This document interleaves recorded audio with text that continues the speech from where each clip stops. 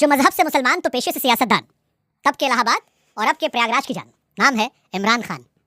कैसे हैं इमरान खान साहब? मैं अच्छा हूँ शुभंकर भाई। सही है लाइफ? बिल्कुल। क्या बदल गया इलाहाबाद से प्रयागराज आने में? क्योंकि इमरान खान तो इमरान प्रतापगढ़ी हैं, उस कहानी पर हम जाएंगे, लेकिन इलाहाबाद से प्रयागराज मुझे लगता है कि कम से कम हम वो सारे लोग जिन्होंने इलाहाबाद को जिया है, इलाहाबाद विश्वविद्यालय में पढ़ाई के दौरान या इलाहाबाद की संस्कृति को जिया है, उसके लिए कुछ नहीं बदलेगा, सिर्फ नाम बदला है और वो नाम कागज़ों पर बदला है। मेरा एक शेर था कि तुम्हारे पहले बोला है तुम्हारे बाद बोलेंगे, तुम्हारे फैसले बिल्कुल हैं बेबुनियाद बोलेंगे, भले ही नाम कागज़ पर मिटा दो लेकिन ये तय है इलाहाबाद बोला था इलाहाबाद बोलेंगे। तो इलाहाबाद तो दरअसल उस दौर में जिसने भी इलाहाबाद में पढ़ाई की है, इलाहाबाद को जिया है, वो कभी इलाहाबाद बोलना नहीं छोड़ सकता। और प्रयागराज तो पहले से ही था, प्रयाग घाट स्टेशन, प्रयाग स्टेशन, संगम, ये सब तो इलाहाबाद की संस्कृति का हिस्सा था। तो नाम अकेले बदला है, बाकी तो इलाहाबाद वैसा ही था, इलाहाबादीपन वैसा ही है, लोकनाथ की होली वैसे ही है, जलेबी नेतराम की वैसी है, सब कुछ वैसा ही है, कटरा चौराहा वैसा ही है, सिविल लाइन्स में कॉफ़ी हाउस वैसा ही है, उसकी यादें वैसी हैं। मुझे लगता है कि कुछ नहीं बदला और खासतौर से हमारे आपके लिए नहीं बदलेगा, क्योंकि हम आप जो ले करके इलाहाबाद से आए हैं, इलाहाबाद की बकैती लेके आए हैं, इलाहाबाद की खुशबू लेके आए हैं, इलाहाबाद के अमरूद की मिठास लेके आए हैं, वो कहाँ बदल सकता है? हालांकि आपने बता दिया, फिर भी हम इसको एक बार फिर से फ्रेम करते हैं। हमसे कई लोग मिले, उन्होंने कहा अगर उत्तर प्रदेश को समझना है गुरु तो इलाहाबाद और बनारस घूम लो, ये दो शहर ऐसा है जो बहुत कुछ सिखा देता है। इसमें कोई दो राय नहीं। क्या क्या क्या अलग फ्लेवर है इलाहाबाद और बनारस में? थोड़ा समझाओ ना हमको। देखिए मैं तो प्रतापगढ़ में पैदा हुआ और बिल्कुल गांव में पैदा हुआ। दुनिया कैसी है इसको पहली बार जाना तब जब इलाहाबाद विश्वविद्यालय में आया, एक बड़ा कैनवस मिला और इलाहाबाद से इतना कुछ आपको सिखाता है इलाहाबाद। मैंने कहा ना एक शब्द है बकैती, पहली बार मैंने ये शब्द सुना था जब कटरा के चौराहे पर लक्ष्मी टाकीज के पास बैठ के चाय पी रहे थे, तो पता चला कि यार गुरु बकैती मत करो, बहुत ज़्यादा बकैती कर रहे हो। ये शब्द अमूमन सुनाई पड़ने लगा, हॉस्टल के बच्चे, यूनिवर्सिटी के साथ के पढ़ने वाले लड़के, तो लगा कि यार इलाहाबाद तो इलाहाबाद है, मतलब इसकी जो खुशबू है और ये शब्द कहीं आप और नहीं सुन सकते। बनारस ज़्यादा धार्मिक है, बनारस थोड़ा सा पूर्वांचल वाला जो टच है, लेकिन इलाहाबाद में पूर्वांचल से ज़्यादा अवध का टच है। और चूंकि मैं अवध का हूँ तो फैज़ाबाद, अयोध्या, ये सब जो पूरा जोन है, सीतापुर तक, लखनऊ, प्रतापगढ़, रायबरेली, सुल्तानपुर, इलाहाबाद, ये जो 7-8 जिलों से मिलकर के एक अवध बनता है, मेरा अपना मानना है, वो उसकी मिठास अलग है। आपका गोंडा भी है उस सब में, तो वो अलग है। बनारस थोड़ा पूर्वांचल का टच लिया है, तो बनारस पूर्वांचल का रंग थोड़ा डिफरेंट। बनारस में हम कहते हैं कि वो शहर है जहाँ हर कोई गुरु कोई नहीं चेता। हाँ, लेकिन इलाहाबाद में तो हर आदमी आपको बच्चा बच्चा बकैती करता हुआ मिलेगा और उसकी बकैती का अपना एक मतलब है। वो बात शुरू करेगा तो पंडित मोतीलाल नेहरू से, वो बात शुरू करेगा तो चंद्रशेखर आजाद से, क्योंकि उसके पास इतनी यादें हैं, इतने बड़े बड़े नाम हैं। फिराक गोरखपुरी के किस्से सुनाएगा आपको, महादेव वर्मा के किस्से सुनाएगा, वो आपको हरिवंश राय बच्चन, अमिताभ बच्चन से बात नहीं शुरू करता, वो हरिवंश राय बच्चन से बात शुरू करता है, वो पंडित नेहरू की बात शुरू करता है। तो उसके पास बोलने के लिए इतना कुछ है। और अमूमन कहा जाता था ना कि इलाहाबाद बाबुओं का शहर है, लेकिन मैं मानता हूँ कि इलाहाबाद कला से जुड़े हुए लोगों का शहर है, कवियों का शहर है, अकबर इलाहाबादी का शहर है। तो कला और संस्कृति के लिए इतना कुछ है उस शहर में कि आप उसको समझते। पहली बार मैं तो आया था तो ना तो लेफ्ट ना तो राइट, कुछ पता ही नहीं था ना, एकदम कोरा कागज लेकर के इलाहाबाद आए थे यूनिवर्सिटी में आकर के। तो तब पैंट शर्ट नहीं पहनते थे, पैंट और बुशर्ट पहनते थे, याद है? हाँ बुशर्ट, तो हमारे उधर अवध में बुशर्टे कहते हैं। बुशर्टे कहते हैं। तो वहाँ आकर के लगा कि यार दुनिया ऐसी है और ये इतना बड़ा कैनवस है, इस कैनवस पे आप अपने दस्तखत कैसे कर सकते हो, अपना कुछ चित्र कैसे बना सकते हो, इसके लिए कोशिश करो। तो इलाहाबाद ने सपनों को एक उड़ान दी, इलाहाबाद विश्वविद्यालय ने आपको हौसला दिया, ताकत दी और दुनिया को समझने का सलीका दिया। मैं तो मानता हूँ कि मैं जो कुछ हूँ वो इलाहाबाद यूनिवर्सिटी की देन हूँ। तो खाली वहाँ शेरो शायरी की थोड़ा गुंडे उंडे भी, क्योंकि हमारे भाई साहब वहीं से आए हैं। नहीं है शायर आदमी क्या गुंडे, हम छोड़ के आए थे, जब लेकर आए तो जमीन आसमान का फर्क था। नहीं, इलाहाबाद गुंडे ही नहीं आपको सिखाता, मेरा मानना है गुंडे सिखा ही नहीं सकता। बस ये है कि हर नाइंसाफी के खिलाफ आपको खड़ा होना और आवाज़ मतलब बुलंद करना सिखा देता है, इसमें कोई दो राय नहीं। आप आर्गूमेंट कर सकते हो, आप पलट करके जवाब देना सीख जाते हो। और जो इलाहाबाद सिखाता है वो मेरा ख्याल है कि भारत का कोई शहर नहीं सिखाता। कुछ तो कांड किया। जैसे हमने अपने भाई साहब से पूछा, हमने कहा तुम लोग क्या करते हो, तो एक दिन हमको फोन किया, सिनेमा हॉल में बैठे हैं। हमें क्या करें, बाहर गर्मी बहुत थी, तो हम लोग एक अड्डा है, एक सिनेमा हॉल, जहाँ जाते हैं अंदर और सो जाते हो कि एसी चलता है, कोल्ड ड्रिंक और पॉपकॉर्न वहाँ फ्री मिलता है, कभी कोई पिक्चर अच्छी लगी तो देख लेते हैं, नहीं तो हमारे सोने का अड्डा है। तो हम क्या गजब हाल है गुरु तुम्हारा। नहीं, ऐसा तो ऐसी बहुत सारी यादें हैं। कंपनी बाग जो है वो, जिसको आप जिससे तमाम स्वतंत्रता संग्राम से जुड़ी हुई यादें हैं, वो कंपनी बाग तो मतलब अलग ही अड्डा है। वो आप वहाँ जाइए, वहाँ आपको किसी पेड़ के नीचे कोई शायर बैठ करके कुछ सुनाता हुआ मिल जाएगा, किसी पेड़ के नीचे आपको आर्ट से जुड़ा हुआ रंगकर्मी मिल जाएंगे जो प्रैक्टिस कर रहे हैं या अपना रिहर्सल कर रहे हैं। एक एनएसडी जो है ना वहाँ भी है, वो चलती फिरती एनएसडी है, मेरा अपना मानना है। दूसरी बात है कि इलाहाबाद विश्वविद्यालय का जो वो बरगद है ना, जो उसका सिंबल है, वो बरगद और उसकी जो शाखें हैं वो अलग ही है, वो अलग सिखाता है आपको। तो इलाहाबाद कभी स्मृति से जा ही नहीं सकता, और इलाहाबाद से ज़्यादा इलाहाबादी-पन कभी स्मृति से नहीं जा सकता। क्या होता है पन में, इलाहाबादी पना? मतलब बिल्कुल इलाहाबाद का हो जाना। नाम प्रतापगढ़ी है, लेकिन कभी कभी मुझे लगता है कि मेरे अंदर जितना इलाहाबाद है वही मुझे इमरान बनाता है, और वो बचा रहे तो शायद ज़िंदगी में और कुछ बेहतर कर पाऊंगा। हालांकि आपने इलाहाबाद के कई प्रतिष्ठित लोगों के नाम लिए और इसमें एक नाम मिस हुआ, जिस पर मैंने कुछ दिनों पहले की स्टोरी की थी। वो नाम था फिरोज गांधी साहब का। और जब मैं उन पर रिसर्च करने बैठा, क्योंकि उनकी कब्र इलाहाबाद में ही है, तो मैं बड़ा हैरान था कि इस आदमी के बारे में देश में बात क्यों नहीं होती। Because he was more than just husband of Indira ji और फादर ऑफ राजीव गांधी साहब। मुझे पता चला कि आपने भी जर्नलिज्म की पढ़ाई की कि दिल्ली में जो प्रेस क्लब ऑफ इंडिया है वो उन्होंने दान किया था। LIC उनकी देन थी। वो आज़ाद भारत में पहले व्यक्ति थे जिन्होंने वित्त मंत्री का इस्तीफा करवाया था अपनी ही ससुर की सरकार के खिलाफ। डायनेमिक पर्सनैलिटी, एक सांसद। फिर वो गुमनाम हो गए और और उनके ऊपर एक ही किताब छपी, Feroze the forgotten Gandhi. Actually इसका गुनाह भाजपा के सर जाना चाहिए। भाजपा ने फिरोज गांधी को फिरोज गांधी बना करके, एक स्वतंत्रता संग्राम सेनानी, वो जेल गए हैं स्वतंत्रता संग्राम में, 21 साल की उम्र में 3 बार जेल गए वो, उनको फिरोज गांधी बना करके, वो पारसी थे हाँ, लेकिन उनको क्या बना करके बीजेपी IT सेल देश के सामने पेश करता है।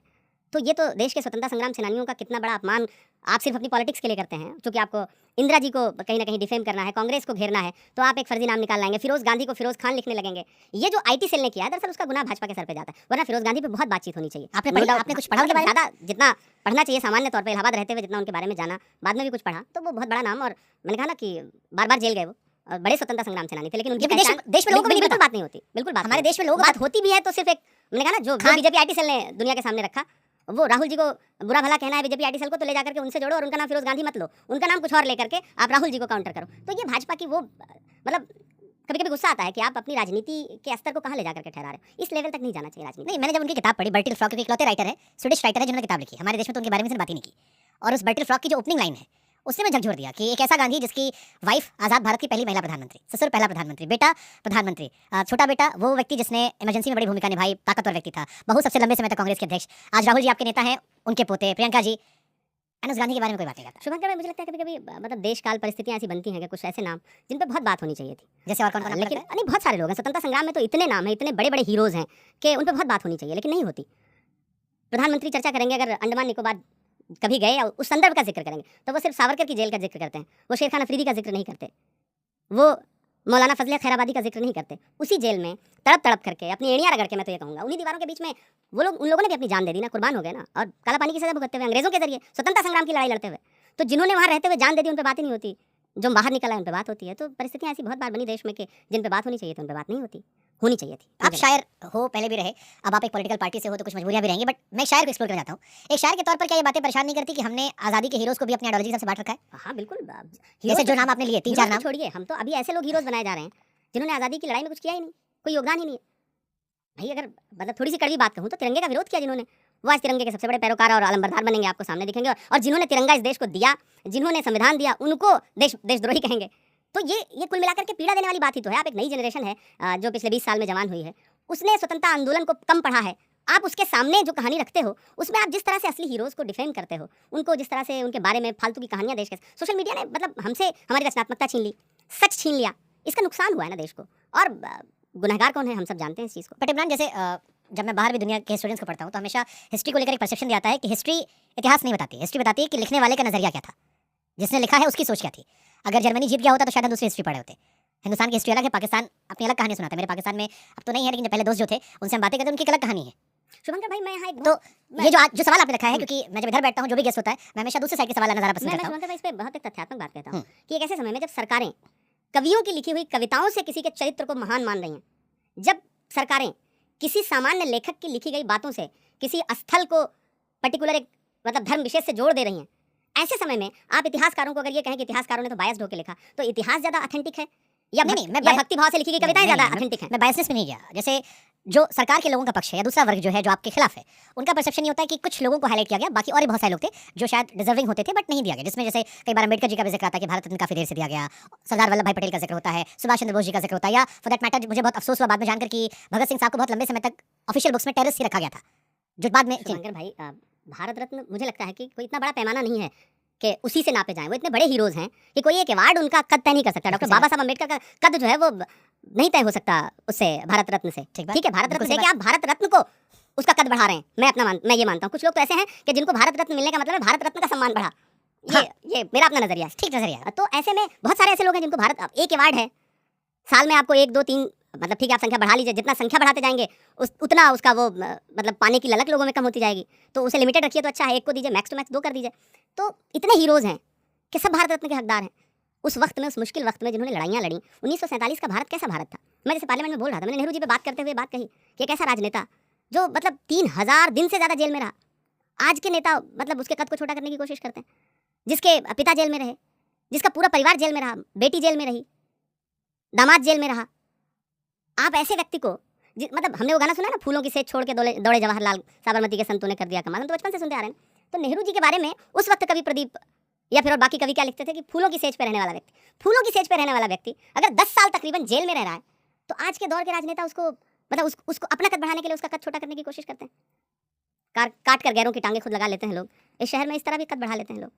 तो मतलब इतिहास के साथ आप जो अन्याय कर रहे हो अपने दौर में, मुझे लगता है इतिहास जैसे मैं एक बड़ा अच्छा वाक्य सुनाऊं आपको कि जब गांधी पर फिल्म बनी, एक बाहर के निर्देशक ने फिल्म बनाई, तो मैं पार्टी के एक बड़े नेता के साथ बैठा हुआ था।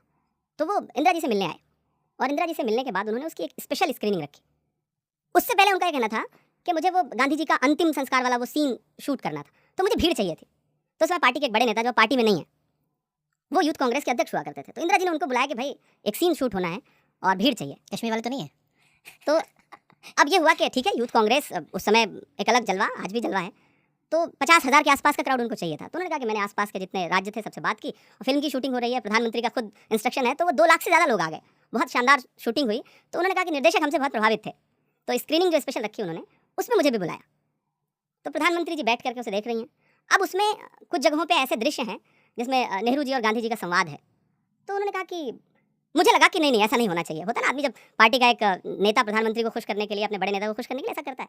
तो उन्होंने बाद में जाकर के मैंने मैडम से कहा कि मैडम ये नहीं होना चाहिए, ये थोड़ा सा मुझे लगता है कि ये नहीं होना चाहिए, हाँ, जैसे अपना नंबर बढ़ाना होता है। तो इंदिरा जी ने कहा कि सुनो, उनका नाम लेकर के, कि इतिहास जैसा है उसे जस का तस रहना चाहिए, उसमें छेड़छाड़ नहीं करनी चाहिए। ये मतलब कई बड़े नेता साथ बैठे थे, मेरे लिए भी बहुत ये सुन के बहुत अच्छा लगा कि इंदिरा जी इस तरह सोचती थी। तो दरअसल इतिहास को आप जस का तस रहने दीजिए ना, जैसा भी था, और छोड़ दीजिए लोगों पर ना, उसे पढ़ें, समझें, अलग अलग नजरिया विकसित करें। मुझे लगता है यही तो लोकतंत्र है, यही तो खूबसूरती है, यही तो मानव सभ्यता का विकास है। आप उस विकास से छेड़छाड़ क्यों करना चाहते? आप अपनी सोच के लोग एकदम से चाहते हो कि पूरा देश बस एक रंग का हो जाए। ये जो सोच है ये खराब है। बट ये सोच कैसे बदली? जैसे मेरा चाइल्डहुड था, मैंने अटल जी की सरकार को भी अच्छे से गौर से सुना, देखा। 98-9 के बाद से थोड़ा थोड़ा टीवी था। 2000 में अटल जी की सरकार अच्छे से देखी, फिर मनमोहन सिंह साहब की सरकार देखी, फिर मोदी साहब का आया। बीच में एक एरा मैंने देखा कि देश का मिजाज बदला है, लोग वोकल भी हुए हैं, अपनी आइडियोलॉजीज को लेकर वो एक्सप्रेस भी कर रहे हैं, चाहे वो सोशल मीडिया हो या उसके पहले भी, सोशल के इतने एक्टिव होने के पहले भी। और अगर हम वोटिंग की दुनिया से देखें, जैसे आप लोग लगातार चुनाव में जा रहे हैं, अपनी बात रख रहे हैं, बहुत सारी बातें आपके रेलेवेंट लगती हैं, बट जब वोटिंग में रिजल्ट आता है तो आपको ऐसा लगता है कि देश का मिजाज अलग है। सोशल मीडिया के मिजाज में आप लोग रोज दिखाते हैं कि हमारे नंबर ज़्यादा आ रहे हैं, देखिए इतने लोग इनको सुन रहे हैं, हम हमको इतने लोग सुन रहे हैं, पोस्ट आती है। But when it comes to voting चीज़ें अलग आती हैं। तो डेमोक्रेसी में कैसे माने कि जो आप कह रहे हैं सही है? क्योंकि अल्टीमेटली डेमोक्रेसी मतलब जिधर ज़्यादा लोग जा रहे हैं, हमारे यहाँ तो वोटिंग सिस्टम ही है। और बीते कई सालों का जो बीजेपी प्रचार करती है कि राहुल जी सेंचुरी लगाने वाले हैं चुनाव हारने में, तो फिर ये मिजाज क्यों बदला है? कैसे बदला है? कहाँ आप गड़बड़ रह गई या कहाँ वो एज कर गए? शुभंकर भाई, यही हाँ, यही लोकतंत्र है। हम इस लोकतंत्र का हिस्सा हैं और इसे बहुत खूबसूरती से स्वीकार कर रहे हैं। लेकिन यही लोकतंत्र तो तब भी था जब 400+ सीटें दे रहा था राजीव गांधी को।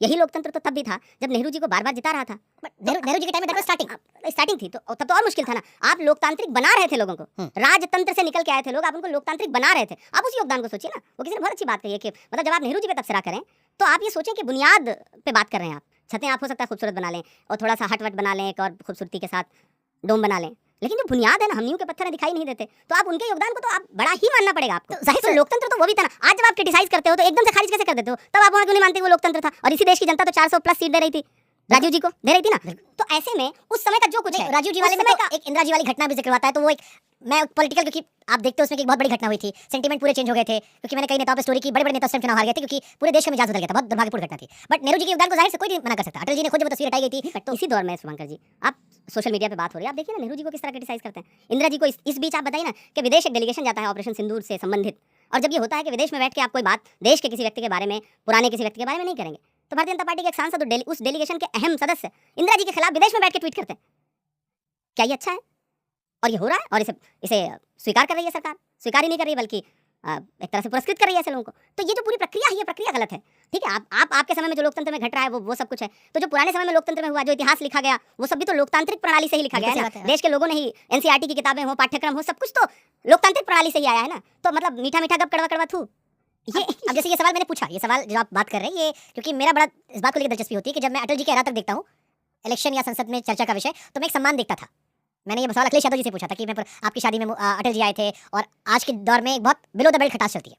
ये आज की जनरेशन में मुझे नेताओं मिलता है, मुझे लगता है ऑफ द रिकॉर्ड भी इनके रिश्ते अच्छे नहीं है ज़्यादातर लोगों के, खासतौर पर बड़े लोगों के। एक्चुअली बहुत अलग कर दिया गया। जैसे मैं नया पार्लियामेंटेरियन हूँ, मैं 3 साल से पार्लियामेंट में हूँ। मैंने पुरानी पार्लियामेंट में ओथ ली और सेंट्रल हॉल था। सेंट्रल हॉल में क्या भाजपा क्या कांग्रेस, किसी भी दल का व्यक्ति जैसे ही हाउस से निकलता था, एक तरफ लोकसभा एक तरफ राज्यसभा, आप आके सेंट्रल हॉल में बैठते थे, दुआ सलाम हो ही जाती थी, चाय साथ में आप पी ही लेते थे, थोड़ी बहुत जान पहचान बातचीत। अब नई पार्लियामेंट बनी तो बिल्कुल कैंटीन अलग, कैंटीन के साथ साथ मतलब कभी आप आइए, स्वागत रहेगा आपका। 2 मतलब लाउंज भी बनाए गए, तो 2 बनाए गए, एक तरफ सत्ता पक्ष के लोग बैठ रहे हैं, एक तरफ विपक्ष बैठ रहा है। मिलना जुलना हो ही नहीं सकता कि आप बात कर सकें। राज्यसभा की कैंटीन अलग, लोकसभा की कैंटीन अलग, ठीक है। अब राज्यसभा और लोकसभा के 2 अलग लाउंज, एक में सत्ता पक्ष बैठ रहा है, एक में विपक्ष बैठ रहा है। विपक्ष वाला उधर जाने की कोशिश नहीं कर रहा है, उधर वाला इधर आने की कोशिश नहीं कर रहा है। ये मतलब आप जैसे सीधे सीधे आपने बांटने की जो कोशिश की कि बैठो ही मत साथ में, नहीं बैठोगे तो जरा सी भी मोहब्बत की कोई गुंजाइश छोड़ो ही मत, जो कुछ है वो बस बांटो बांटो। ये जो हो रहा है ये गलत है ना। ये सरकार ही तो कर रही है, और कौन कर रहा है? कम से कम पार्लियामेंट को इस लायक छोड़ते आपके वहाँ एक साथ बैठ के बातचीत कर लेते, थोड़ी सहजता तो रहती। आपको लगता है ये भी इंटेंशनली डिजाइन किया गया? बिल्कुल किया गया है। मैं तो ये बात कहता हूँ। और मुझे तो लगता है कि कभी भी जब सरकार बदले तो मैं तो अपने नेताओं से रिक्वेस्ट करूंगा, उस दौर के मौजूदा प्रधानमंत्री से रिक्वेस्ट करूंगा कि पार्लियामेंट को फिर पुरानी पार्लियामेंट में ले चलिए, यहाँ ऑफिस शिफ्ट कर दीजिए, क्योंकि जो रंगत और जो विरासत अभी भी आप चले जाइए एक निष्पक्ष पत्रकार के तौर पे, दोनों बिल्डिंग्स को आप गौर करके देख लीजिए, आपको भी लगेगा कि यार पार्लियामेंट तो वही है। आप नॉस्टैल्जिया में जीते हैं आप, मतलब पुरानी चीज़ों से मोहब्बत है आपको। हम लोग अभी भी सेंट्रल हॉल में जाके बैठ के ज्यादा मजा आता है, लगता है कि यार ठीक है। वो आपको लगता है ना कि यहाँ खड़े होकर के संविधान सभा पे डिबेट हुई थी, यहाँ संविधान बना था, यहाँ ये खड़े जो विरासत थी ना, आप उसको क्यों मिटा देना चाहते हो? तो बट वो अब जो अपग्रेड होने की बात आती है कि वहाँ व्यवस्थाएं कम थी, सिक्योरिटी पर्पस अलग था।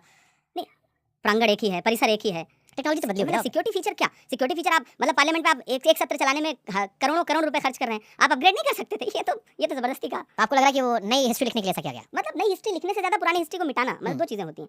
आप नई हिस्ट्री लिखिए, नए शहर बसाइए ना, कौन मना कर रहा है? अच्छे शहर बसाइए ना। चंडीगढ़ बसाया कांग्रेस शासित प्रधानमंत्रियों ने, मुख्यमंत्रियों ने, आप चंडीगढ़ से खूबसूरत एक शहर बसा दीजिए। इलाहाबाद था, आप एक और खूबसूरत अड़ोस पड़ोस में कोई और खूबसूरत शहर बसा देते।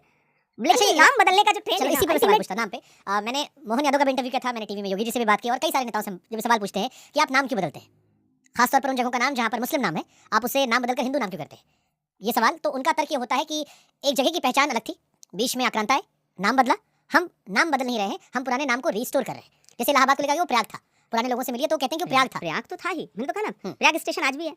मैं जब पहली बार प्रतापगढ़ से ट्रेन पकड़ के आया था तो प्रयाग घाट स्टेशन पे उतरा था, इलाहाबाद स्टेशन पे नहीं। तो वो तो 2001 में पहले भी था ना। तो ये कहना कि हम रिस्टोर कर रहे हैं, रिस्टोर नहीं कर रहे हैं, आप अपनी एक एजेंडा, अपनी पॉलिटिक्स जो है वो इस्टेब्लिश करने की कोशिश कर रहे हैं। अच्छा, ये कहना कि आक्रांता नाम से आप कैसे डिसाइड करोगे? जैसे एक नाम पे बहुत विवाद हुआ ना, औरंगजेब नाम पे। औरंगजेब नाम का एक सैनिक, भारतीय सेना का सैनिक, आतंकवादियों से लड़ते हुए 4 आतंकवादियों को मार करके शहीद हो जाता है। तो अब सिर्फ इसलिए उसको राष्ट्र, उसके परिवार, मतलब उसको राष्ट्रपति पदक मिलता है, तो आप क्या करेंगे? उसका नाम आपको सूट नहीं करता तो आप जो है वो भारतीय सेना के औरंगजेब नाम के उस बहादुर सिपाही को क्या करेंगे? आप खारिज कर देंगे। ये सोच, मुझे लगता है इस सोच का कोई हासिल नहीं। कागज की एक नाव अगर पार हो गई, इसमें समंदरों की कहाँ हार हो गई? ठीक है, तो ये जो रिस्टोरेशन वाला पॉइंट आपको नहीं मैंने लगता, क्योंकि ये सबने कहा, योगी जी से लेकर जितने भी नाम जो चेंजेस हो रहे हैं, वो सिर्फ ये कह रहे हैं कि जैसे हम फ्यूचर जनरेशन सोच रहे हैं, आज की जनरेशन को दिक्कत, जैसे आज आप इलाहाबाद वाले हो, बट कल को आपकी 2 पीढ़ियां जब पैदा होंगी तो प्रयागराज से वाकिफ होंगी, वो भूल जाएंगे कि इलाहाबाद था, यही पहले हुआ, यही आगे हो जाएगा। तो कह रहे हो रहे ना कि आप उस पहचान को मिटा देना चाहते हो। हाँ, वो कह रहे हैं, उनका तर्क है कि हम रिस्टोर कर रहे हैं। अब आप जो हमारे पुरखों की थी, हम उसे आने वाली पीढ़ियों को दे रहे हैं, हमारी पीढ़ी में बदल रहे हैं। मतलब जो इलाहाबाद में जितने स्वतंत्रता संग्राम सेनानी थे, जिन्होंने वहां रह करके, लाल पदमधर ने इलाहाबाद विश्वविद्यालय का गेट तोड़ करके अंग्रेजों के खिलाफ बगावत का बिगुल फूंका, वो सब आपके पुरखे नहीं थे? मैं इस तरफ पे आपको समझना चाह रहा हूँ। मुझे लगता है ना कि आप इसका मतलब आप उनको अपना पुरखा नहीं मानते। आप चंद्रशेखर आजाद, भगत सिंह, अशफाक उल्लाह खान, राजगुरु, या फिर फिरोज गांधी, मोतीलाल नेहरू, पंडित जवाहरलाल नेहरू, इंदिरा गांधी, आप इन सबको अपना पुरखा नहीं मानते? आपका अपना पुरखा शहर का नाम है ना, शहर के नाम की बात करें, मतलब यादें तो उसी से जुड़ी हुई है ना। उन्होंने तो उनका सारा स्वतंत्रता संग्राम मिला। आप क्या करोगे? अकबर इलाहाबादी को अकबर प्रयागराजी कर दोगे? कैसे कर दोगे? ठीक है, वेल सेड। पुराने जमाने में लोग ज्यादा मेहनती थे, अलग तरह की मेहनत थी। अब आप 10 भाई बहन से पूछा, रिसोर्सेज कम थे। नहीं, आप उसको मेहनत से क्यों जोड़ते हैं? नहीं, पुराने जमाने में बच्चे ज्यादा होते थे। मुझे लगता है कुछ लोग बहुत मेहनत करते हैं। जैसे मेरे बाबा जी, प्रकृति प्रदत्त है। मेरे बाबा जी के भी 10 बच्चे थे तो मैं इसको कहीं और नहीं कोट कर रहा हूँ। अब ये तो बाबा जी पता नहीं है या नहीं, बाबा जी बता सकते हैं। और मैं कम से कम अपने पिता से पूछने का ये साहस नहीं रखता। और पुराने जमाने में तमाम परिवार ऐसे हैं, क्या हिंदू क्या मुसलमान। देखिए, मैंने हमेशा ये बात, मैंने इसलिए हमेशा गोंडा से हूँ, मैं प्रतापगढ़ से हूँ। पहले होता क्या था ना कि आपकी जमीनें हैं, आपका घर बार है, तो आपको परिवार में ज्यादा लोग चाहिए थे, असुरक्षा का भाव था लोगों में, और लोग मतलब सोचते थे कि जी खा लेंगे। अभी ये है ना, आप डरे हुए हैं, कंपटीशन भी था, आप एकाकी परिवार चाहिए, आपको कंपटीशन भी था कि फलाना अच्छा है। हाँ, ये होता ही था कि मतलब एक मर्दानी को भी उनका लाइन थी कि उनके 4 बेटवा हैं तो हमारे जो है 4 बेटवा हो चाहिए, 5 बेटवा हो चाहिए। तो ये लड़के हैं, तो अवध का एक सामान्य है। अवध नहीं, मुझे लगता है पूरा पूर्वांचल, बिहार, ये सब इसी जोन से निकले हुए तो ये राज्य हैं। तो सवाल मेरा इसी था कि 10 भाई बहन जब हो तो आदमी बचपना कैसा होता है? मुझे लगता है बहुत सौभाग्यशाली है वो व्यक्ति जिसके बहनें 2-4 हैं, जिसके परिवार में भाई हैं, छोटे या बड़े। उसकी परवरिश का एक अलग रंग है, उसको एक अलग ताकत है। मेरे ऐसे तमाम दोस्त हैं जो अकेले हैं, आप उनकी पीड़ा को उनके साथ बैठ के शेयर करिए। और ये जो भाजपा का बनाया हुआ नैरेटिव है ना, जनसंख्या, चाइना की जनसंख्या तो आपसे ज्यादा है ना। आप छोड़िए भाजपा, जनसंख्या का सदुपयोग करिए ना। भाजपा छोड़िए। उमा भारती जी का मैंने इंटरव्यू किया, उन्होंने कहा कि मेरी बड़ी वाली बहन और मुझ में 25 साल का अंतर है। तो मैं जिंदगी भर उनको मम्मी समझती रही, अपनी मम्मी को दादी समझती रही। आप अडवाणी जी को, खुद प्रधानमंत्री जी, मतलब कई भाई बहन हैं, और ये अच्छी बात है। मुझे लगता है कि आप मतलब, अरे छोड़िए, हम आपको जानना चाह रहे हैं, आपका एक्सपीरियंस क्या होता है? आपके सबसे बड़े वाले आपने कितना अंतर एज गैप? नहीं, ज्यादा एज गैप नहीं है। मेरी बड़ी बहन है, वो 2.5-3 साल बड़ी है मुझसे। सबसे जो बड़ी है? हाँ, सबसे बड़ी, सेकंड मैं हूँ, बाकी सब मुझसे छोटे हैं। तो सबसे छोटे वाला कितना गैप है? नहीं मतलब बस अब 2-2.5 साल का गैप मानते हैं। 2.5 साल मानते हैं, 10 साल हो गया हमारा, 20 साल हो गया होगा। तो वो, और लेकिन वो बड़ा अच्छा है ना, मतलब आप तो क्या फन होता है, वही हम थोड़ा जानना चाह रहे हैं। हमारे जैसे मतलब आप आपस में ही भाई बहन के बीच में लड़ते झगड़ते आप बच जाते हैं, आप समाज में लड़ते झगड़ते नहीं है। ये सबसे पहला फायदा तो ज्यादा भाई बहन होने का ये होता है कि आपके पास घर में ही भाई बहनों से लड़ने का समय है। आपके पास ये समय नहीं कि आप समाज में जाकर के लड़ाई कर सके। तो ये सबसे पहली चीज़ है। दूसरी चीज़ है कि आपको एक अलग तरह का आत्मबल मिलता है, एक अलग तरह की ताकत मिलती है। भाई जो है वो ताकत होता है, बहनें जो है वो आपको जो भाव देती हैं ना, आपको इंसान बनाए रखती हैं। आपको कैसा एक समाज, आपको महिलाओं के साथ, औरतों के साथ, बेटियों के साथ, बहनों के साथ कैसा बिहेवियर करना है, मुझे लगता है कि ये आपको इस तरह के जो बड़े परिवार हैं, जहाँ ज़्यादा भाई बहन हैं, वो परिवार आपको सिखाते हैं। बहन होने से क्या फ़र्क पड़ता है? ये कई लड़कियां अक्सर कहती हैं कि अच्छी परवरिश देखनी हो तो हमेशा एक बहन होनी चाहिए। कि इसका वैसे मायने क्या होता है? आपकी कई बहनें हैं, बहन होने से क्या फ़र्क पड़ता है एक लड़के के जीवन पर? सबसे पहली बात तो आप लड़कियों को लेकर के आपका नज़रिया जो है ना, वो नवाज साहब का एक शेर है कि गलत निगाह उठने वाली थी किसी की जानिब, अपनी बेटी का ख्याल आया तो दिल कांप उठा। तो आप अपनी बहनों के बीच में होते हैं ना, तो अगर आप इंसान हैं तो आप बाहर किसी की बहन, किसी की बेटी पे बुरी नज़र नहीं डाल सकते। आपको ये ख्याल रहेगा कि हाँ, हमारी भी बहनें हैं। वही आपको अच्छा इंसान बना के रखता है। और मुझे लगता है कि वो बदनसीब है इंसान जिसके बहन नहीं है। मैंने कहीं सुना बाबा कहते हैं कि मैं इंडिया का इमरान खान हूँ। ये टाइटल पहली बार मुझे एक चैनल ने दिया, मैं एक प्रोग्राम में गया था, तो उन्होंने मेरे प्रोग्राम का जो प्रोग्राम था उसका टाइटल रखा था भारत का इमरान। तो ये भारत का इमरान मुझे अच्छा लगा वो। अलग से कोट किया गया भारत का इमरान, तो मुझे पाकिस्तान के इमरान खान खट से फ्लैशबैक में आए, क्योंकि वो क्रिकेट खेलते थे। मैं क्रिकेट बहुत फॉलो करता हूँ। वो पाकिस्तान के प्रधानमंत्री बने, उनको काफ़ी लोग इंडिया में पसंद करते हैं। अब वो जेल में हैं, पाकिस्तान से पॉपुलर लीडर होने के बावजूद उनकी अपनी पॉलिटिक्स है। आप कभी इंस्पायर हुए उन्हें इमरान खान से? नहीं, मैं क्रिकेट एक वक्त तक खेलता रहा और वो मेरे एज ग्रुप वाले नहीं थे। फिर भी तो, जैसे लेकिन मेरे no कौन से doubt- क्या बात कर रहा है? लेकिन नो डाउट अच्छे प्लेयर थे, इसमें कोई दो राय नहीं। इंडिया का पर्सनालिटी बख्तियार बहुत उनकी मतलब लुभाने वाली है किसी को भी।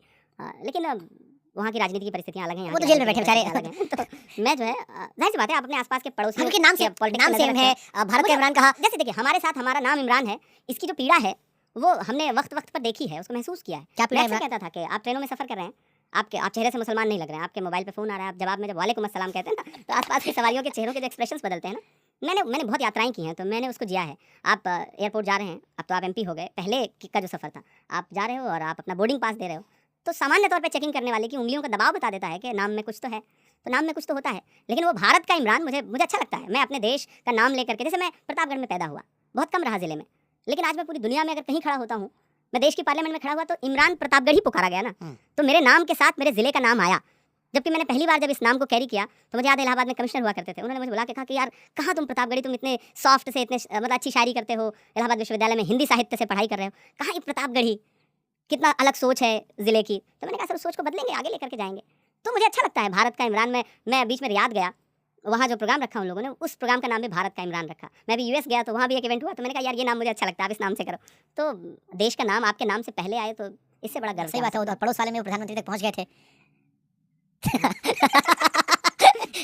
तो महत्वाकांक्षाओं का बाजार खत्म कैसे हो जाए? नहीं, ये महत्वाकांक्षा से ज़्यादा ये जज्बात हैं जो एक अलग मेरी एक नज़्म है, उसका एक शेर है कि सोचता हूँ तो मेरी आँख छलक जाती है, मुल्क से रूह का रिश्ता बड़ा जज्बाती है। सोचता हूँ तो मेरी आँख छलक जाती है, मुल्क से रूह का रिश्ता बड़ा जज्बाती है। मेरे आका ने मदीने में कहा था ये कभी, हिंद की सिमत से ठंडी हवा आती है। ये रेफरेंस है। तो हमसे तो सबूत मांगे जाते हैं, हमें तो इनबॉक्स में हर चौथे दिन कोई ना कोई सबूत मांगता हुआ दिखता है। ये क्यों होता है? चलो मैं इस पे बस बहुत ही बोल्ड तरीके से पूछ लेता हूँ। ये एक सांप्रदायिकता जो भरी गई है जहनों में, उसका इम्पैक्ट है। जैसे मैं सोशल मीडिया कमेंट सेक्शन पढ़ता हूँ, या कई बार मैंने कई सारे मुस्लिम नेताओं में जो बच्चे गए सवाल पूछने के लिए, तो उन्होंने एक कॉमन सवाल पूछा कि हर बार आतंकवादी मुसलमान क्यों होता है? या आपने भी कहा कि दबा दिया था, एक्स्ट्रा दबाया था, नाम में वजन होता है। ये क्यों आपको लगता है? ऐसा क्यों हो? कितने बड़े पैमाने पर लोगों को आतंकवादी बनाया गया, ठप्पा लगाया गया, इस रिसर्च पे अगर कभी कोई मीडिया हाउस काम करे ना, तो आपकी आंखें भर आएंगी। ऐसे ऐसे लोग हैं, 17 साल बाद बाइज्जत बरी, 23 साल बाद बाइज्जत बरी, 12 साल बाद बाइज्जत बरी। आप वो 22 साल लौटा सकते हो किसी इंसान के जिसका नाम अकरम था, जिसका नाम साहिल था, जिसका नाम सुहेल था? वो 17 साल लौटा सकते हो किसी के? सदियों से यहीं पर रहता है, जाने कितने दुख सहता है। भीगी पलकों से एक बेटा भारत माँ से ये कहता है, पुरखे हम सब के गोद में तेरी खाक ओढ़ कर लेते हैं, माँ हम भी तेरे बेटे हैं। तो उस पीड़ा को कभी किसी ने समझने की कोशिश नहीं। आप जो कह रहे हैं, बहुत सारी घटनाएं बहुत जिनमें 20-21 साल का है। लेकिन इमरान, इसका एक सच ये भी है कि सारे नहीं निकले हैं, कई सारे होंगे भी। और एक पहलू ये भी है कि जैसे प्रज्ञा ठाकुर अभी निकली, वो भी यही बात कह रही है कि हम भी जेल में रहे, अदालत ने हमें बरी कर दिया। लेकिन आप उन्हें उस निगाहों से देखते हो कि वो अदालत ने गोडसे को बरी नहीं किया। अदालत ने ऐसे बहुत सारे लोग हैं जिनको बरी नहीं किया, और अदालतों ने वही एनआईए जो फांसी की सज़ा मांग रही थी, वही एनआईए कितनी शिथिल हो जाती है, वो भी देश के सामने है। इस पूरे एपिसोड में अगर आप जाएंगे तो अदालतें, बट आखिर में तो लोगों को अदालत का फैसला याद रहेगा ना। जैसे आपने कहा 21 साल बाद बरी हो गए, ऐसे वो कह रहे हैं कि पूरा शरीर तोड़ दिया। सब स्वीकार कर रहे हैं, लेकिन कई मामलों में अदालत से बरी हुए लोग, हाई कोर्ट से बरी हुए सरकारें तुरंत सुप्रीम कोर्ट चली गई। कई मामलों में अदालत मतलब सरकारें बहुत खामोश ऐसी चुप्पी ओढ़ती हैं कि आपको पता भी नहीं चलता। और जिस मीडिया ने फ्रंट पेज पर हाफ पेज की खबरें छापी, प्रिंट मीडिया ने, चैनलों में बड़े बड़े प्रोग्राम चलाए, वो बाइज्जत बरी होने के बाद कभी सुध भी नहीं लेती हैं। दैट्स हाउ मीडिया ये होता है, लेकिन दूसरे केसेस में नहीं हो रहा है। मतलब एक बारीक, एक महीन एक सिस्टम ऐसा है जो काम कर रहा है, जिसके लिए बहुत सॉफ्ट टारगेट है मुसलमान, उस पर ठप्पा लगा क्यों? दो। मतलब मैं जानना ही चाह रहा हूँ, मुझे आपने लगता है कि वो राजनीति को मतलब हमारे साथ तो कई तरह से नाइंसाफी हुई ना। लंबे समय तक तो आप ही की सरकार, जैसे कांग्रेस जिस आज आप है, बहुत लंबे समय सरकार उनकी रही, तो फिर ये माहौल क्यों बना कि आप कह रहे हो कि मुसलमान को सॉफ्ट टारगेट करना पड़ा? देखिए, सबसे पहली बात तो ये सोचना कि सिर्फ राजनीति बहुत सारे मसलों का हल है, सरकारें चेंज हो जाना बहुत सारे मसलों का हल है, तो मैं इससे इत्तेफाक नहीं रखता हूँ। मेरा अपना मानना है कि ये एक ऐसा सिस्टम है जो अपने हिसाब से काम कर रहा है, आज़ादी के बाद से वो आज़ादी के बाद से काम कर रहा है, और वो उसके मन में कहीं ना कहीं एक बारीक सी सांप्रदायिकता है, वो खत्म होनी चाहिए। वो नहीं खत्म होगी। एक बड़ी आबादी को आप हमेशा शक की नज़र से देखें। आपसे ही शुभंकर भाई सुबह शाम कहा जाए सबूत दो, तुम अच्छे आदमी हो, तुम देशभक्त हो, तुम सबूत दो। कितनी बार सबूत दे कोई? कितनी बार? कब तक?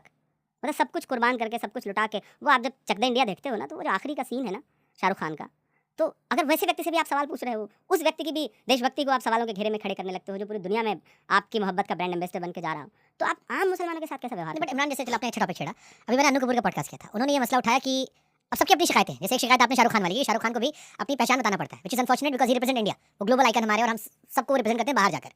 बट वो कहते हैं कि उसी बॉलीवुड में वो नेगी साहब का किरदार था, जिसे बाद में कबीर खान बना दिया गया। बॉलीवुड में 70 के 80 दशक में बहुत ही आरोप, बहुत सारे आजकल के जो पुराने लोग हैं, वेटरन्स, वो ये कहते हैं कि बड़े सिस्टमैटिक तरीके से बॉलीवुड ने हमेशा इमरान चाचा को ही अच्छा दिखाया। गांव में सबसे अच्छा आदमी, ब्राह्मण जो था वो लूटमार था, ठाकुर जो था वो आक्रांता जैसा था, बनिया जो था वो चोर था, एक गांव में चाचा थे जो वर्ण व्यवस्था है, जी। आप उस अगर उससे संबंधित फिल्में बन रही हैं, तो वहाँ भी आपको, और ये शिकायतें कब से शुरू हुई हैं? 2014 के बाद से। मतलब इधर बीते 15 मतलब साल लोगों में होड़ लग गई है कि किसको एफटीटीआई का चेयरमैन बनना है, एनएसडी पहुंचना है, कुछ हासिल कर लेना है, तो आप कैसे, मतलब जो अपना नाम उर्दू उपनाम रखें और बाद में पता चले कि उर्दू से संबंधित सारे साहित्य को खारिज करने पे आ जाएं, तो आप समझ लीजिए ना कि कौन सी मानसिकता के साथ काम कर रहे हैं। तो अन्नू कपूर जी ने ये बात कभी पहले कही नहीं कही, अभी कह रहे हैं कि वो बॉलीवुड तो इस तरह से काम कर रहा है। उन्होंने भाई बॉलीवुड चलते तो इंडिया का जिक्र आप किया था। सामान, बॉलीवुड तो जालीदार टोपी पहना करके जो सिंबोलिज्म दिखा रहा है, फिर तो मुसलमान उस पे कह रहे कि भाई आप मतलब हर व्यक्ति को जालीदार टोपी दिखा करके आतंकवादी बताने की कोशिश क्यों करते हो? आप सिंबोलिज्म की जो राजनीति कर रहे हो, हम भी कोसें वो भी कोसें, तो खुश काहे नहीं भाई? मैं समझ पा रहा हूं, अगर मुसलमान कह रहा है हमको शक की निगाहों से देख रहे हैं, हिंदू कह रहा है हम खतरे में हैं, तो मजे में कौन है देश में? बताओ कैसे खतरे में? मजे में कौन है देश में? मतलब मुझे तो हैरत होती है कि एक नैरेटिव सरकार ने बना दिया कि नहीं खतरे में है। भाई 11 साल से आप हो, चलो आप अलंबरदार हो उस विचारधारा के, तो अगर खतरे में है तो फिर तो आप बहुत कमज़ोर हो। सीमाएं सुरक्षित नहीं है। आप कहते थे कि हम एक के बदले 10 सर लेके आएंगे, आप कितने सर लेके आ रहे हो? आप कहीं से फ़ोन आ रहा है, आप सीज़ फायर कर दे रहे हो, वहाँ से आपके बेटों को हथकड़ी लगा के भेजा जाता। मतलब इसको बहुत मैं सरलीकरण इसका कर रहा हूँ कि पार्लियामेंट का सत्र चल रहा है, एक खेप हमारे भारत के नागरिकों की जो अप्रवासी हैं, बेड़ी हथकड़ी दोनों लगा करके भेजी जाती हैं। प्रधानमंत्री जी उसी दौरान अमेरिका का ट्रिप अपना प्लान करते हैं, या पहले से प्लान रहता है, वो ट्रंप से मिल के आते हैं, और उनके आने के 2 दिन के बाद एक खेप फिर उसी तरह से भेजी जाती है। जबकि पड़ोसी देश के लोगों को जब वापस भेजा जाता है तो उनके हाथों में हथकड़ी बेड़ी नहीं लगाई जाती। और आप कह रहे हो कि नहीं अमेरिका तो अमेरिका तू क्या है? सुना है ना? तो आप बताओ ना कि आप अगर आप इतने कमजोर हो तो फिर ये ढिंडोरा आप क्यों पीट रहे हो भाई? आप जब उच्चतम मानदंड पे खड़े होकर के बड़ी बड़ी बात करते हो तो आपसे तो ज्यादा सवाल पूछा जाएगा ना। तो इससे तो लाख गुना बेहतर कि जब नेहरू उस दौर में जब जाते थे तो पूरा यूएस खड़ा हो जाता था। इंदिरा जी उस दौर में उन्होंने कह दिया कि 7वां बेड़ा नहीं 8वां बेड़ा भेज दो, देश की संप्रभुता से समझौता नहीं करेंगे। तो आप तो बहुत कमजोर हो भाई। मुझे लगता है ये पार्लियामेंट के लिए बचा लो, ये डिबेट आप बीजेपी वाले आप लोग करोगे, ज्यादा मजा आएगा। मैं इमरान प्रतापगढ़ी की सोच एक्सप्लोर करना चाहता हूँ, पॉलिटिकल तो नहीं कर ही रही आपके साथ। फिर मैं आ रहा हूँ, मैंने आपके कई शायरियों में कई जगहों पर मुसलमानों का जिक्र करते हुए सुना, मैं मुसलमान हूँ, बहुत कोट आपने हाईलाइट करते हो, आप कई बार स्पेशली करते हो, क्यों जरूरत पड़ती है इसकी? देखिए मैं एक नॉर्मल इंसान के तौर पर भी कर सकते हो, क्यों वो हाईलाइट करना पड़ता है, क्यों आपको कहना पड़ता है कि सिक्योरिटी वाला छूता है तो नस दबाता है? फिर मैं जानना चाह रहा हूँ, ये भी शिकायत कर रहे हैं सरकार हमारी, सिस्टम उनका है, आप कह रहे हो कि 1947 से एक सिस्टम चल रहा है। देखिए शुभंकर भाई, मैं जिस समाज में रहता हूँ, मेरी शायरी में कहा जाता है ना, शायर तो समाज का आईना है, हाँ। कवि समाज का दर्पण है। हम वो दिखाएंगे जो समाज सोच रहा है। हम जिस समाज का हिस्सा हैं उस समाज में हैं, और उनका दर्द, उनकी पीड़ा हम तक पहले पहुंच रही है, और एक पूरा मीडिया ने वॉश आउट कर रखा है कि नहीं, इस दर्द पे हम बात नहीं करेंगे। तो हम ढिंडोरा पीट के कहेंगे कि मेरे भारत तेरी सरहदों के निगहबान हैं, हम मुसलमान हैं। हम कहेंगे कि हम अपनी कुर्बानियाँ गिनाएंगे। भाई आप हमारी कुर्बानी स्वीकार करने तक को तैयार नहीं हो, तो हम गिना रहे हैं, सुनो। हम अपनी सफाई में कह रहे हैं कि भैया हमने इतनी कुर्बानियाँ दी। आप आक्रांताओं से लेकर के राजाओं से लेकर बादशाहत की लड़ाई और सारी जो पुरानी इतिहास है पुराना, उससे आप हमें जोड़ने की हर दिन कोशिश कर रहे हो, जोड़ दे रहे हो, फ्रेम कर दे रहे हो। तो हम क्या करें? हमारे पास चारा ही क्या है? मतलब मैं ये कहूँ कि फिर लोकसभा हारने के बाद इमरान प्रतापगढ़ी राज्यसभा में सांसद इसलिए बने क्योंकि वो मुसलमान थे? नहीं, इमरान थे इसलिए बने, शायर थे इसलिए बने, पहचान थी इसलिए बने, सोच थी इसलिए मुसलमान भी वर्क किया था उसमें, नहीं आप उस कम्युनिटी को रिप्रेजेंट कर रहे थे? तो मतलब फिर सवाल आएगा कि प्रधानमंत्री मैं उधर नहीं जा रहा हूँ, मैं आपकी शिकायतों के बीच में समझने की कोशिश कर रहा हूँ। नहीं, मुझे लगता है कि पार्टी ने संभावनाएं देखी, और मैंने मुझे पहले ऑर्गेनाइजेशन की जिम्मेदारी ऐसे ही नहीं दे दिया गया। मतलब बड़ा हो हल्ला मचाया गया, मतलब बड़ा हो हल्ला मचाया गया। हालांकि जिन सब ने हो हल्ला मचाया जब वो मेरी उम्र के थे तो वो कैबिनेट मंत्री थे। ऐसा नहीं कि हम अकेले बिरले नहीं है।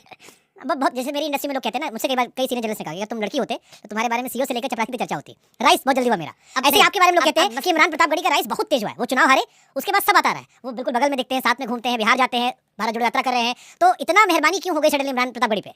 अब शुभंकर के पॉडकास्ट को ज्यादा व्यूज आते हैं, हाँ। तो बुजुर्गों को इस बात पे मुझे नहीं लगता कि बहुत ज्यादा मतलब पीड़ा होनी चाहिए।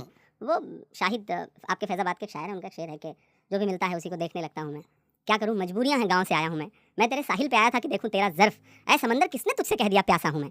तो हो सकता है हम में आप में जो जुर्रत इनकार है ना, क्या पता नेताओं को, आपकी आला कमान को या आपकी जो टॉप लीडरशिप है उसको लगता हो कि नहीं यार ये लड़का कुछ अलग करने के नज़रिए से आया है, कुछ तो इसकी आवाज़ को पार्लियामेंट पहुंचना चाहिए। मैं चुनाव लड़ा, हार गया, कुछ आता नहीं था, सीधे चुनाव में गया, और चुनाव तो एक अलग ही चीज़ है। अब जब कभी लड़ूंगा तो शायद बेहतर तरीके से लड़ूंगा। तो उसके बाद पार्टी को लगा कि नहीं, पार्टी कोई भी पार्टी हो किसी भी यंग फेस पे इन्वेस्ट करती है, उसमें संभावनाएं देखती है। पार्टी ने मुझ में संभावनाएं देखी, पहले मुझे ऑर्गेनाइजेशन का काम दिया और मैंने लगातार उस पर काम किया। माइनॉरिटी डिपार्टमेंट का नेशनल चेयरपर्सन हूँ अभी भी, और मैंने काम किया, और काम करने के बाद पार्टी ने एक मौका और दिया। और पिछले 3 साल में जिस पार्लियामेंट को समझने में 5 साल लग जाते हैं, मैं डे वन से खड़ा हूँ और बोल रहा हूँ, और हर मुद्दे पे बोल रहा हूँ। मतलब जब आपने कहा ना कि आपको मुसलमान होने की वजह से, मेरी पार्लियामेंट की जो पहली स्पीच है वो इलाहाबाद विश्वविद्यालय की फीस वृद्धि के खिलाफ है। सुना मैंने। तो मैं हाथरस की उस दलित बिटिया के लिए भी आवाज़ उठा रहा हूँ, मैं महंगाई पे भी आवाज़ उठा रहा हूँ, मैं ट्रेनों के बढ़े हुए किराए पे भी आवाज़ उठा रहा हूँ, मैं हवाई जहाज में हवाई चप्पल वाले वायदे पर भी आवाज़ उठा रहा हूँ। हाँ, मैं वक्फ बोर्ड पर भी बात कर रहा हूँ, मैं नजीब के लिए भी बोल रहा हूँ, मैं बिल्किस के लिए भी बोल रहा हूँ। मैं जिस समाज से आता हूँ उसकी पीड़ा मेरे पास ज़्यादा है, तो शायद मैं जब उस पर बात करता हूँ तो मैं ज़्यादा संवेदना से भीग जाता हूँ। बस इतना ही है। मैं मुसलमान हूँ, ये एक सच्चाई है। मैं भारतीय हूँ, ये एक सच्चाई है। और मैं भारतीय मुसलमान हूँ, ये मेरे लिए गर्व का विषय है। ठीक है, राहुल जी के बारे में एक अच्छी चीज़ कही जाती है कि वो अच्छे सेलेक्टर है, वो पिक बहुत अच्छे लोग करते हैं। अभी कहना लेकिन फिर उनके टीममेट्स जो है दूसरी टीम से खेलने लगते हैं, वो सामने से आके रन बनाने लगते हैं, और ऐसी लंबी चौड़ी लिस्ट है। राहुल जी जब आए, लॉन्च हुए अच्छे से, तो उनके आसपास जितने लोग हमें यंग फेसेस दिखते थे, वो आज बीजेपी के साइड से छक्के चौके मारते हुए दिखते हैं। देखिए राहुल जी जो लड़ाई लड़ रहे हैं बड़ी मुश्किल लड़ाई है, रोक नहीं पाते वो लोगों को अपने। बड़ी मुश्किल लड़ाई है राहुल जी जो लड़ाई लड़ रहे हैं। मतलब सिर्फ सरकार से नहीं लड़ रहे हैं, सिर्फ एक राजनीतिक दल से नहीं लड़ रहे हैं, एक विचारधारा से नहीं लड़ रहे हैं, मतलब कई चीज़ें जुड़ी हैं। एन केन प्रकार, साम दाम दंड भेद, सब कुछ जुड़ा हुआ है। ऐसे में मैंने एक शेर कहा था कि कांटे गुल के साथ नहीं चल सकते हैं, बुज़दिल खुल के साथ नहीं चल सकते हैं, रास्ते में जो छोड़ गया उसे जाने दो, सब राहुल के साथ नहीं चल सकते हैं। तो इस मुश्किल लड़ाई में राहुल जी ने पाला खींच दिया है। जिसको चलना है आए, 4000 किलोमीटर साथ चले, न्याय यात्रा में साथ चले, वोटर अधिकार यात्रा में साथ चले। उसे मतलब पैदल भी चलना पड़ेगा, पाँव के छालों की परवाह करनी है तो घर बैठिए, ईडी से डरना है तो घर बैठिए, सीबीआई से डरना है तो चले जाइए, शामिल हो जाइए। राहुल जी ने तो खुले मंच से कह दिया जिसे जाना है जाए, फिल्टर हो रहा है। अब जो एक नई कांग्रेस निकल के आई है, ये राहुल गांधी की कांग्रेस है। और आप देख रहे हैं, आप सब भी इससे सहमत होंगे कि पिछले कुछ महीनों में, कुछ सालों में चीज़ें तेज़ी से बदल रही हैं। राहुल जी जनता का भरोसा लगातार हासिल कर रहे हैं। बट उसके बावजूद फिर मैं कहूँगा कि आप घूम टहल के आते हो इंडियन पॉलिटिकल सिस्टम में, at the end of the day voting सरकार पे।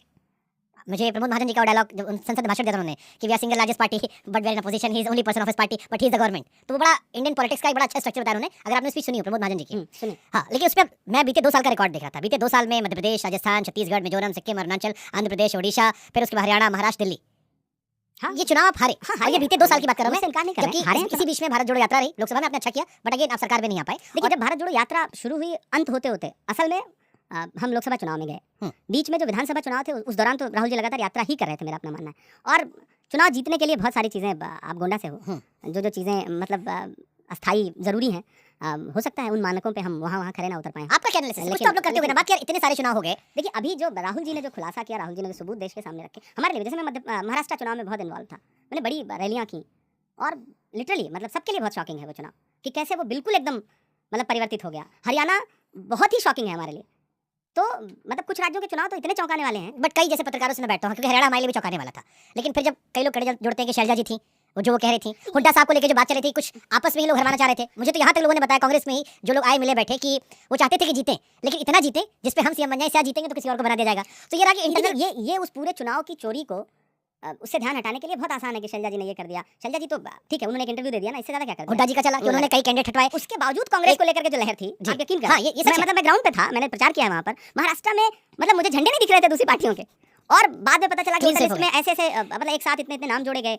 मतलब अभी सच में अभी उस पर बहुत काम होना बाकी है। बट अब बेंगलुरु सेंट्रल की सीट लोकसभा की हारना, मैं खुद मान रहा था कि वो नहीं हार सकते। और अब जब राहुल जी ने सबूतों के साथ ये कहा कि हम जो है इतनी बड़ी वोट चोरी पकड़ करके लेके आए, तो वो बहुत शॉकिंग। तो मतलब मैं ये मान लूं कि बिहार चुनाव लोग हार गए? नहीं, अभी तो राहुल जी ने जो क्रांति कर दी है बिहार में। अरे तो आप तो कह रहे हो क्रांति तो महाराष्ट्र में भी हो गई थी आपके हिसाब से? नहीं भाई, हमें बाद में पता चली ना, वो चोरी हमें बाद में पता चली। इस बार तो हम पहले से सड़क पर हैं, और हम अभी आप देखिए, आज का वीडियो उठा के देखिए आप, चंपारण, मोतिहारी, बेतिया पहुंची यात्रा, जन सैलाब है कई किलोमीटर का। अब भीड़ से वोट भीड़ ही देखिए आप, भीड़ को आप मोदी जी की रैली में, मतलब अगर विदेश में ऑस्ट्रेलिया जा रहे हैं और वहाँ 200 आदमी बुला करके एम्बेसी अरेंज कर रही है, छोटे तो फिर आप कहो कि मतलब भीड़ तो मुझे बारे लग रहे हैं। भीड़ तो इस बार प्रशांत किशोर के लिए भी दिख रही है मुझे। दावा तो वही मुझे मेरे पॉडकास्ट में कर गए कि शुभांकर 150 के नीचे आया तो लाना था मेरे ऊपर। अभी आप हंसे रहे होंगे उस वक्त, उन्होंने कहा कि 150 आया लाना, उस वक्त आप हंसे होंगे मेरा ख्याल। कहे कि 20-25 आया तो खुद तोड़ के फेंक दूंगा मैं। ये सब सारी रील्स और सारी भीड़ उस समय तक थी जब तक राहुल जी मैदान में नहीं उतरे थे, तेजस्वी मैदान में नहीं उतरे थे, महागठबंधन मैदान में नहीं उतरा था। जब से ये वोटर अधिकार यात्रा शुरू हुई है, उसके बाद कहीं की कोई नई विजुअल है आपके पास? जाएंगे अभी तो इलेक्शन माहौल मुश्किल है, ठीक होगा, नहीं दिखेगा आपको। तो मतलब मान लो बिहार में अच्छा होगा इस बार। बिहार में बहुत अच्छा होगा, बहुत अच्छा होगा। मैं स्क्रीनिंग कमेटी में हूँ मैं ग्राउंड पे भी जा रहा, आपको देख के अच्छा, अच्छा लगेगा। आपका प्रमोशन इसी पे निर्भर करेगा। मुझे लगता है मैं जो काम कर रहा हूँ वो पार्टी ने जो जिम्मेदारी दी है But उस पर like करना है। this- प्रमोशन लाइक वी से विद राजनीति में मुझे विद नहीं ग्रेटर लगता कि रिस्पांसिबिलिटी कम ग्रेटर मसड़। प्रमोशन डिमोशन जैसी कोई चीज़ नहीं होती है। आप काम कर रहे हो, आप ईमानदारी से अपना काम करो और डरो मत। ठीक है। राहुल जी का नारा ही है, डरो मत। मैं बैठ के पढ़ रहा था, यूपी में एनडी तिवारी 35 साल पहले कांग्रेस के मुख्यमंत्री थे। बिहार में 6 दिसंबर 1989 से लेकर 10 मार्च 90 तक जगन्नाथ मिश्रा जी मुख्यमंत्री थे। इट्स बीन 35 इयर्स, 35 साल हो गए इमरान यूपी और बिहार में कांग्रेस का मुख्यमंत्री बने। इन 35 सालों में तो मोदी जी या बाकी लोग नहीं थे। 35 साल में कांग्रेस की सरकार भी रही केंद्र में, लंबे समय तक रही। क्या वजह रही कि जो कांग्रेस यूपी बिहार जैसे बड़े राज्यों में पावरफुल पार्टी थी, जिसके लोग आज इन बाकी पार्टियों में, क्षेत्रीय पार्टी में गए, वहां से कांग्रेस बिल्कुल विलुप्त हो गई।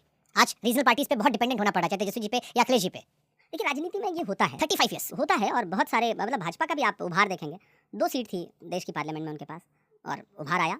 फिर वो राजनीति ऐसे ही काम करती इतना नहीं गया। है। जो इंदिरा जी एक चुनाव में चुनाव हार गए, अगली बार वो कितनी प्रचंड बहुमत के साथ सत्ता में आई। आपकी उम्र कितनी है? मेरी अभी 37-38 साल है। तब 2 साल के रहे होगे जब आपके यहाँ मुख्यमंत्री था। तो बहुत लंबा टाइम निकल गया भाई, इसलिए नो डाउट, नो डाउट। 35 साल बहुत लंबा टाइम होता है। उत्तर प्रदेश में पार्टी को फिर से और मजबूती के साथ आने की जरूरत है। लोकसभा में हमने अच्छा प्रदर्शन किया, हमें पूरा विश्वास है कि आने वाले विधानसभा चुनाव में कांग्रेस अच्छा प्रदर्शन करेगी। कैसे? संगठन पे काम, देखिए अल्टीमेट जो हमारा काम है वो संगठन पे काम करना, नई टीम खड़ा करना। बाकी चुनाव तो बहुत कुछ डिपेंड करता है उस वक्त के तात्कालिक मुद्दों पे। विधानसभा के मुद्दे अलग हैं, लोकसभा के मुद्दे अलग हैं। और लोकसभा में किसी को उम्मीद थी उत्तर प्रदेश में इतनी सीटें आने जा रही हैं विपक्ष के नहीं, पास? बिल्कुल नहीं। किसी को नहीं थी, आई सीटें। विधानसभा मुझे लगता है इससे और बेहतर होगा, सारे समीकरण हमारे पक्ष में हैं और गठबंधन अच्छा करेगा मुझे लगता है उत्तर प्रदेश में। और कांग्रेस भी, अब राहुल जी ने जिस तरह लीड ली है, आप ये कहना अखिलेश जी ज्यादा पॉपुलर आदमी है यूपी में, इसलिए वो अच्छा करवा देंगे। करवा देंगे। देखिए सब अपनी अपनी क्षमता के हिसाब से काम कर रहे हैं और सबकी अपनी पॉपुलैरिटी है, मैं उससे इनकार नहीं कर सकता, वो हमारे अच्छे सहयोगी हैं। लेकिन कांग्रेस जब सड़कों पे उतरी, आपको याद होगा भारत जोड़ो यात्रा में उत्तर प्रदेश में जब राहुल जी निकले, सिर्फ पश्चिमी उत्तर प्रदेश से निकले थे, तो जो मोमेंटम बना वो मोमेंटम हमने बनाया, राहुल जी ने बनाया। और चूंकि हम गठबंधन में थे तो फायदा दोनों को मिला। आप ये कह रहे हो कि राहुल जी की वजह से अखिलेश जी की सीटें बढ़ गई? अरे इसमें कोई दो राय नहीं बढ़ी, हमारी भी बढ़ी, उनकी भी बढ़ी। आप जब साथ मिलकर लड़ते हो तो फायदा होता है। अल्टीमेट आप वोट बिखेरते नहीं हो तो फायदा तो होता है। तो किसको ज्यादा फायदा होता है, सपा की वजह से कांग्रेस को, कांग्रेस की वजह से सपा को? अब दोनों को एक दूसरे से फायदा हुआ। शायर को बातें में उलझाने का मजा लगे। आपके टॉप 5 एंटी बीजेपी शेयर कौन से हैं? बड़े सारे लिखे हैं आपने, मुझे लगा कुछ फेवरेट वाले ये पूछे थे। रिसर्च तो आप ही ने की होगी, हाँ। आपको सारे ही लगे हाँ, तो मैं ये जानना चाहती हूँ कि बड़े सारे छोटे छोटे वाले अच्छे लगते हैं। एक गोबर वाला था। वो तो आपके फेवरेट कौन से? लिखे तो बहुत सारे हैं। मैं टॉप देखिए, मैं एक्चुअली बेसिकली नज़मों का शायर हूँ। मैं नज़में कहता हूँ और वो लंबी होती हैं।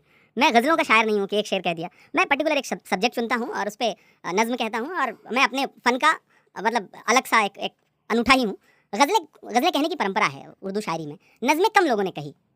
थोड़ा इसका अंतर समझाया। हाँ, ये टेक्निकल लोगों को सबको पता होगा, नॉन टेक्निकल नहीं जानते होंगे। जैसे आपने एक गज़ल सुनी, चुपके चुपके रात दिन आंसू बहाना याद है हमको, अब तक आशिकी का वो ज़माना याद है। हाँ। ये एक शेर हो गया। इसी के तसलसल से जुड़ा हुआ और शेर कहा उन्होंने, ये गज़ल है। उस पर कई विषय एक गज़ल में हो सकते हैं। एक शेर महबूब की जुल्फों पे कह रहे हैं तो दूसरा शेर जो है वो आंचल पे कह रहे हैं, तीसरा शेर जो है वो खत भेजा जा रहा है उस पे कह रहे हैं। बट आप नज़्म पर्टिकुलर किसी एक टॉपिक को चुनते हो। नज़्में फैज़ ने बहुत अच्छी कहीं, हम देखेंगे लाजिम है कि हम भी देखेंगे। ये नज़्मों का वो फॉर्म। लोग बड़े खुशकिस्मत थे जो इश्क काम समझते थे या काम से आशिकी करते थे। हम जीते जी मसरूफ रहे, कुछ इश्क किया, कुछ काम किया, काम इश्क के आड़े आता रहा, इश्क में काम बिगड़ता रहा और आखिर हमने थक हार के दोनों को अधूरा छोड़ दिया। तो फैज़ नज़्मों के बड़े शायर हैं और यहाँ सरदार अली जाफरी बड़े शायर रहे नज़्मों के। बाद में हबीब जालिब पड़ोसी मुल्क में नज़्मों के बड़े शायर हुए। तो हिंदुस्तान में गज़लों की परंपरा ज़्यादा है। आजकल जॉन एलिया साहब भी गज़लों के शायर हैं। युवाओं में बड़ा इंस्टा रील पे चलते रहते हैं। हाँ, नई पीढ़ी का अपना टेस्ट है और वो पसंद करती है जॉन को। जॉन बहुत अच्छे शायर हैं, इसमें कोई दो राय नहीं। तो जैसे शायरों को लेकर एक परसेप्शन होता है कि या तो वो दारूबाज होगा कि पी के लिख देता है, या इश्क में दिल तोड़ के लिख देता है। मैंने दोनों भरम तोड़े। मैं हिंदी साहित्य का इसलिए तोड़ा होगा ना, ये तो आपने हर जगह कह रखा कि मैंने दोनों तोड़े ओड़े। हर आदमी करता है। देखिए, आप हर जगह खुशनसीब नहीं हो सकते ना कि पॉलिटिक्स में भी चमक गए, यहाँ भी चमक गए। कहीं तो झटका दिया होगा ऊपर वाले ने। नहीं, मेरा 37 साल की उम्र में ब्याह नहीं किया तो कौन याद आता है जिसके चक्कर में ब्याह नहीं अगर किया? आप किसी आर्ट फॉर्म से मतलब कोई कला आपके अंदर है तो आप बड़ा खुशकिस्मत होते हैं इस मामले में, बड़ा प्रेम मिलता है आपको और फिर शहर छूटता रहता है, आप आगे बढ़ते रहते हैं। तो इलाहाबाद विश्वविद्यालय का जो दौर था वो बड़ी मोहब्बतों का दौर था, लेकिन दिल टूटने जैसी कोई बात हुई नहीं। सही बताएं, लोग लगता है कि शायर है तो दिल तो टूटा ही ये होगा। बकैती कर रहे हो आप। 37 साल की उम्र में एक बार प्यार नहीं हुआ? नहीं, प्यार तो मतलब मतलब ये तो टोपीबाजी पे हो गया फिर काम। 37 साल का आदमी हो गया, आप चाह रहे हो कि आप जो टोपी पहना रहे हो मैं पहन लूं। नहीं, प्यार अरे तो हम राजनीतिक टोपी थोड़ी ना पहना रहे हैं। बड़ा सोचते हैं कि हाँ, ये हमको बहुत क्वेश्चन, कहाँ ये प्यार कॉमन क्वेश्चन आया था कि इमरान भाई से पूछना ब्याह कहने करते वो, तो हम ब्याह के पहले वाला स्टेप जो पूछते कौन हैं। सी हमारी उम्र निकल गई है भाई कि हम ब्याह नहीं करें। फिर भी मतलब अभी राहुल जी पड़े हुए हैं, सलमान खान हमको राहुल भाई के लक्षण नहीं लगे, हमको राहुल भाई सलमान खान के लक्षण नहीं लगे। हमारा लक्षण है हम ब्याह करेंगे, परेशान ना हो। और जिससे करेंगे बाद में आप समझ लीजिएगा कि जिसको करना होता है तेजस्वी जी की तरह चुपचाप करके बैठ जाता है या अखिलेश जी की तरह कर लेता है। ऐसे तेजस्वी लोग हैं। कितने तेजस्वी लोग। हाँ, मतलब भाई गजब शादी है दोनों की। अच्छी बात है, मतलब मुझे अच्छा अखिलेश जी लगा। से मैंने पूछा, मैंने कहा महाराज उस जमाने में आप इंटरकास्ट मैरिज कर लिए थे और वो भी जब बाबा पे खिलाफ थे पिताजी, और पिताजी लड़ाई किए थे उनसे। अच्छी खासी अखिलेश जी ने पूरा किस्सा सुनाया था हमें। तो अब किए होते तो अरे आज तो फिर आज डर लगता है हम लोग को। आज तो उसका नया नाम दे दिया जाता है। देखिए किया ना मैं भी किसी किसी दिन खामोशी से कर लूंगा, आपको सूचना कोई दे तय कर दूंगा रखा है? शादी का। नहीं तय कर लेंगे, मतलब अब सोच रहे हैं शादी तो करने बताओ थोड़ा, कहीं तो दिल टूटा होगा भैया, थोड़ा तो जिक्र करो ना, कितना सियासत करोगे? का। नहीं इसमें सियासत जैसा कुछ नहीं या है। राहुल जी ने मना किया कि इसके बात नहीं करनी, सीरियस पॉलिटिक्स। नहीं नहीं राहुल देखो, एक बहुत क्लियर कह दूं, एक नैरेटिव रहता है ना पार्टी लाइन, लीडरशिप से पूछ के बोलना है, कुछ भी ऐसा नहीं है। कांग्रेस सच में आपको बड़ी स्वतंत्रता देती है। मैं दिल से बात, आज तक पिछले 5 साल से मैं सक्रिय राजनीति में हूँ, ऑर्गेनाइजेशन संभाल रहा हूँ, पार्लियामेंट में। मुझे आज तक पार्टी के किसी व्यक्ति ने नहीं कहा कि इस टॉपिक पे नहीं बोलना है, इस पे क्यों बोल दिया। चलो हम लाइव टेस्ट कर लेते हैं, हमको अपना इश्क का किस्सा सुनाओ। पहले आप सुनाओ अपना इश्क। भाई मैं तो साल 2 साल में सेटल हो रहा हूँ, मतलब मेरे इश्क का कोई किस्सा ऐसा नहीं कि इसे सुनाया जाए। सीरियस वाली मोहब्बत नहीं हुई। मतलब मुझे लगता है कि नहीं ही हुई। बड़ा कंफ्यूजन है मुझे। इम्तियाज अली का मैंने पॉडकास्ट किया तो उन्होंने कहा कि इंसान इश्क के तसव्वुर में होता है, फिर ढूंढ लेता है। आप कभी इश्क के तसव्वुर में नहीं हुए? बशीर साहब का शेर है कि नहीं आप होते हो, ऐसा नहीं कि आप नहीं होते हो, आप होते हो, आप बिना मोहब्बत के जी नहीं सकते। और बट आपकी ज़िंदगी का जब गोल अलग अलग होता है ना, आपके टारगेट अलग अलग होते हैं, आप अपने लिए सोचते हो यार मुझे ये ये करना तो है। इस दौर में समझ में आता तो है सच में नहीं, इस दौर में हम लोग तो शायद तो समाज से और अपने दौर से 10-20 साल आगे ही चलता है ना। मतलब मेरे साथ तो मसला क्या रहा, ज़्यादातर दोस्त या तो बहुत कम उम्र के रहे या बहुत सीनियर रहे, तो आप अपनी उम्र को तो कभी जिया ही नहीं। तो जो गुलजार साहब ने लिखा है कि वो जो किताबों में गिरने उठाने के बहाने फूल मिला करते थे, वो सब आप नहीं किए हो? नहीं मिली, चिट्ठियाँ मिलती थी पढ़ाई के दौरान। तब तो मोबाइल था ही नहीं। वो बड़ी चीज करता है, किताबें झांकती हैं बंदलमारी के शीशे से। उदय प्रताप जी का एक शेर है कि मोबाइलों के दौर के आशिक को क्या पता, रखते थे कैसे खत में कलेजा निकाल के।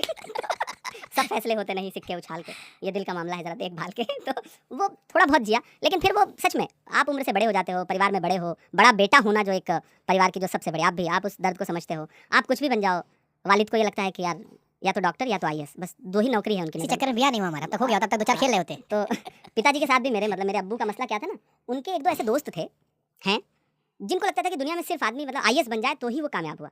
मैं शायर हो गया, बहुत पॉपुलर हो गया, पूरी दुनिया इज्जत करने लगी। तब भी वो जब आते थे तो ठीक है ये सब तो ठीक है, लेकिन अगर आईएएस हो जाते तो ठीक रहता। और अब मजे की बात बताऊं, मैं मेंबर ऑफ पार्लियामेंट बन गया, उसके बाद भी उनका कहना था आईएएस हो जाते तो ठीक था। तो आप सोचो ना कि वो गाँव की, ये पिताजी लोगों का एक जहन है और मैं इससे मतलब इसका बड़ा लुत्फ लेता हूँ। मैंने रामविलास पासवान जी पे एक स्टोरी की, तो उसमें मुझे रिसर्च में पता लगा कि उनके पिताजी ने उनके खिलाफ गवाही दे दी थी। उनकी एज से कुछ गड़बड़ झाला था, तो जीत गए चुनाव, वो जीत गए तो सामने वाली पार्टी ने केस ठोक दिया, तो पिताजी गवाही देने चले गए। इस चक्कर में चले गए कि अधिकारी नेतागिरी छोड़ के अधिकारी बना रह जाए। नहीं, उस दौर के मुझे लगता है इस चक्कर में भी न गए होंगे। पिछले ज़माने के जो पिता हैं वो सब अपनी बातों के मतलब वो जिद के पक्के हैं और उनको इससे कोई लेना देना नहीं कि आपका नफा हो जाएगा कि नुकसान हो जाएगा। मतलब वो आज भी उनका बस चले तो वो पीटें आपकी गलतियों पर। मतलब मैं पूरी दुनिया को कन्विंस कर सकता हूँ, मैं अपने वालिद को कन्विंस नहीं कर सकता और मैं कोशिश भी नहीं करता। मुझे लगता है कि नहीं, ये जो कहें उसे सुन लो, इनके सामने बैठ के चुपचाप, मतलब उनको बाप होने का एहसास दो ना। मैं कोशिश करता हूँ कि मेरे साथ रहे, मैं कम जाके रह पाता हूँ। वो आएंगे तो कहेंगे कि फ्लैट में दम घुटता है, पहले फ्लैट था तो दम घुटता है। मैंने किसी तरह जुगाड़ करके कि नहीं यार एक छोटा सा एमपी हो गया तो घर मिल जाए, तो ज़मीन हो, पेड़ पौधे हो, तो उनको खुली सांस। मतलब यहाँ एमपी बंगलोज जितने हैं, आपको मोर बोलता हुआ सुनाई देगा सुबह, उतना गांव में नहीं होता। गांव में आपको मोर की आवाज़ नहीं सुनाई पड़ेगी। सही बात। अभी शाम में हम लोग बैठे थे तो बिल्कुल ऐसा लगता है सर पे आके मोर बोल रहा है, बंदर घूम रहे हैं। मतलब बिल्कुल आपको गांव वाला फील आएगा, लेकिन उनका दम अब भी यहाँ घुटता है, नहीं यहाँ नहीं रहना है, कितना भी कोशिश कर लो नहीं रहेंगे। तो ऐसे में उनकी जिद के आगे आप हार जाते हो ना, तो मुझे लगता है कि वही एहसास आपको इंसान बनाए रखता है। और वो जितने दिन माँ बाप हैं उनका लुत्फ उठा लो, उनसे फ़ायदा उठा लो, उनके साथ जी लो। दरअसल शुभंकर भाई, हम आप जैसे जितने भी लोग हैं जो सामान्य परिवारों से आए लोग, हमको आपको लगता है कि हम आप अपने कर्म से या अपनी हुनर से कुछ पा रहे हैं, तो अगर ऐसा लगता है तो हम मतलब गलतफहमी के शिकार। अवध क्षेत्र में कहावत है कि बाढ़े पूत पिता के कर्म है। हमको आपको जो भी मिल रहा है ना, वो हमारे आपके पिता, हमारे आपके माता के कुछ अच्छे कर्म हैं, उनकी दुआएं हैं। हमसे आपसे लाख गुना बेहतर लोग समाज में पड़े और उनको वो सब नहीं मिल रहा है जो हमको आपको मिल रहा है। सहमत। तो अगर आप खुशनसीब खुद को पा रहे हो तो आपने अभी तक ऐसा कोई तीर नहीं मार दिया है। आप बस ये समझ लीजिए कि अगर आपको ऊपर वाला ज़बान दे रहा है बोलने के लिए, शब्द निकल आ रहे हैं, आपके शब्दों में सरस्वती जी की कृपा है आप पर, तो आप ये समझ लो ना कि कोई कहीं खामोश बैठ के आपके लिए दुआ कर रहा है। मम्मी ज़्यादा फ़ोन नहीं करती, उनका चौथे पाँचवें दिन हाल खैरियत देने के लिए फ़ोन आएगा, मैं उनसे कहूँगा कि अम्मी क्या हाल है, बस ठीक है बेटा, ठीक हो तुम, तुम्हारे लिए दुआ करते ही, ठीक है जा, ठीक है अच्छे से करा। ये जो भाव है ना, मुझे लगता है कि ये जब तक आपको बच्चा बनाए रखे ना, इसे जी लीजिए, वरना दुनिया इतनी बुरी है, इतनी शातिर है कि इसमें जीना बहुत मुश्किल हो जाएगा। टेक्नोलॉजी ने, सियासत ने, चकाचौंध ने, कैमरे ने आपके अंदर जो डर बिठा दिया है ना, जो आपसे आपका की मासूमियत, भोलापन, हम जैसे लोग ना, आप जैसे लोग बहुत कम उम्र में बड़े हो गए। हमें लगता था कि